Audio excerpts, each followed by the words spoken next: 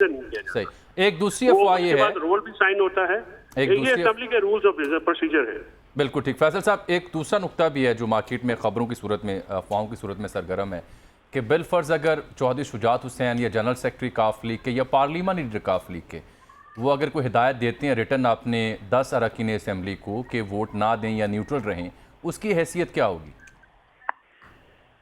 जी sir, उसकी हैसियत क्या होगी अगर काफ लीग के सदर या काफ लीग के जनरल सेक्रेटरी या काफ लीग के पार्लियामानी लीडर आपने 10 अरकान असेंबली को कोई हिदायत देते हैं वोट कास्ट करने ना करने के हवाले से? एक तो अगर वो ऐसा काम करते हैं कोई भी शख्स, तो वो तौहीन अदालत होगी, अदालत के फैसले में अमल दरामद में रुकावट डालने के मुतरादिफ होगा। अच्छा, पहली बात। दूसरी बात यह है कि आइन की और कानून की जो स्कीम प्रोवाइड की गई है उसमें पार्लिमानी पार्टी का वर्ड है। पार्लिमानी पार्टी वो सिंगल पॉलिटिकल पार्टी होती है जो किसी हाउस में मौजूद हो।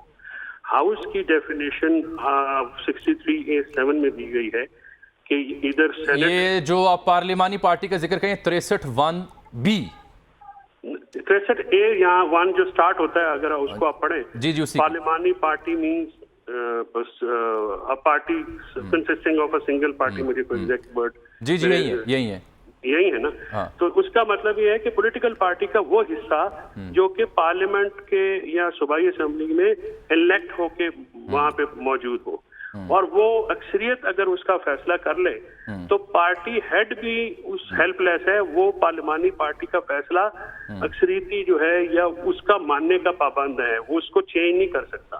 अगर कोई मेंबर जो है वो पार्लिमानी पार्टी की डायरेक्शंस को वायलेट करता है, डिफेक्ट करता है, मुनहरिफ होता है, तो फिर उसके खिलाफ पार्टी लीडर कार्रवाई करने का मजाज होगा। जैसा कि इमरान खान साहब ने इन 25 लोगों के खिलाफ कार्रवाई की।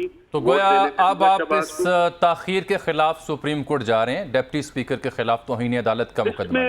इसमें सर, इसमें ये होता है ना जामी साहब के जो तौहीन अदालत होती है उसमें ये होता है कि अगर आप जानबूझ के आप अदालती हुक्म की अमल दरामद में रखना डाल रहे हैं, आप उसको ऑब्स्ट्रक्ट कर रहे हैं, आप उसको अमल दरामद होने नहीं दे रहे अपनी क्लाउड यूज करके, अपनी पावर यूज करके, तो फिर वो तौहीन अदालत होती है। और तौहीन अदालत से सजा 6 महीने तक हो सकती है, और उसका जो सबसे डैमेजिंग इफेक्ट होता है किसी पॉलिटिशियन के ऊपर, उसकी पॉलिटिक्स खत्म हो जाती है, वो जिंदगी भर के लिए डिस्क्वालीफाई हो जाता है। दरख्वास्त पर तैयार हो रही है जी?